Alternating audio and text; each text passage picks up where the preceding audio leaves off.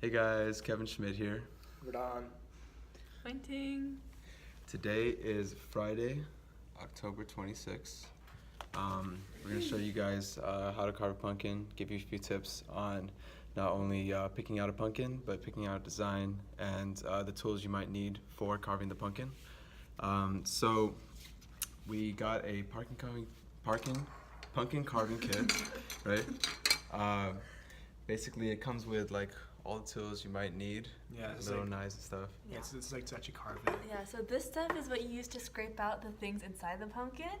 This is what you use to like actually carve the pumpkin because it has like the edges. And this is like for the small details and stuff. Exactly. With the pumpkin carving kit, it also comes with a book of designs. So a lot of these designs you can actually paste onto your pumpkin and you can just outline it, you know what I mean? You can do those little slits or maybe you can draw it on the pumpkin. If you like any of these designs, you can go ahead and choose one.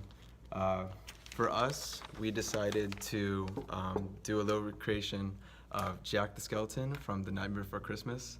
All of us really enjoyed that.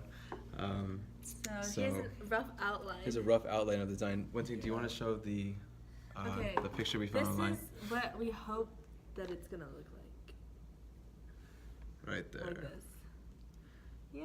So yeah. Yeah. So like any resources online you guys want to look up to find a design, but you don't have to follow the book. Like if you have someone as artistic as Wen Ting, you can maybe just draw it on the pumpkin, outline it, and give it a go. So we're gonna try that, and we're gonna see how it looks. Thanks, guys. Okay, hi. I am now going to explain how to pick a nice pumpkin. So I got this pumpkin from Trader Joe's in Westwood, and I lugged it all the way here. But basically, you want to pick a pumpkin that has a nice big surface for you to work on. And this is a pretty good one, except for it has a couple dents, but that's okay. You just do it on the other side. And you want to pick a pumpkin with a nice long stem, so like after you carve the top, you could like pull the top out easily. And you also want to pick a pumpkin that has like pretty hard skin, because when you're carving you don't want it to like sag, like especially like here, like there's some like thin lines, so you don't want that to just like cave in if the pumpkin skin is too soft. And that's basically it. Yeah, pretty nice pumpkin, right? Okay, good.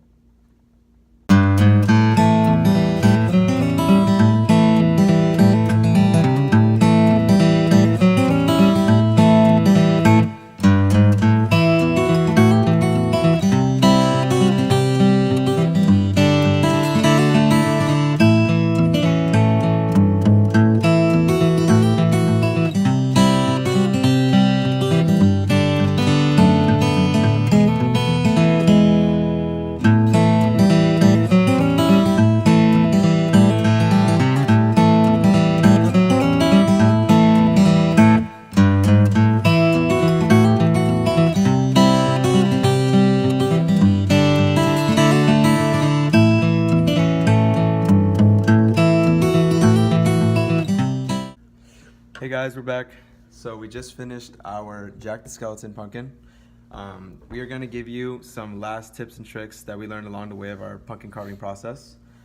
So something that we learned one thing that we learned was that it's a lot easier to carve the pumpkin when you take all the guts out first.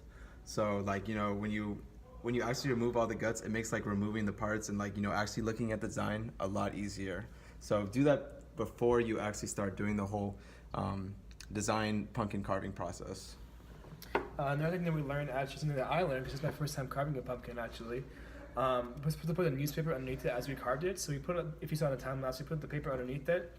We put all the guts and all the other bits to the side. But when we were done with it, we just cleaned it off, we picked it up, we rolled the newspaper, and we just threw it away. It's just like for easy disposal, so that's super helpful.